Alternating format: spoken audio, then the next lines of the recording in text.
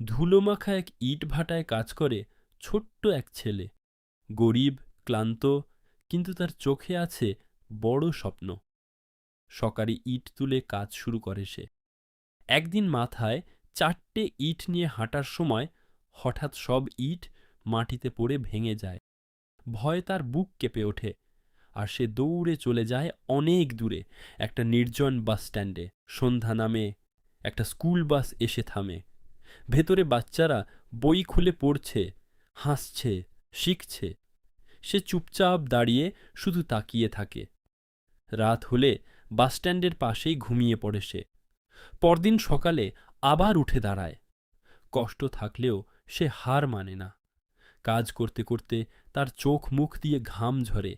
সে গামছা দিয়ে মুছে আবার ইট তোলে। প্রতিদিন কাজ শেষে সে আবার বাসস্ট্যান্ডে আসে। একদিন বাস ড্রাইভার তাকে জিজ্ঞেস করে, তুমি প্রতিদিন এখানে দাঁড়িয়ে থাকো কেন?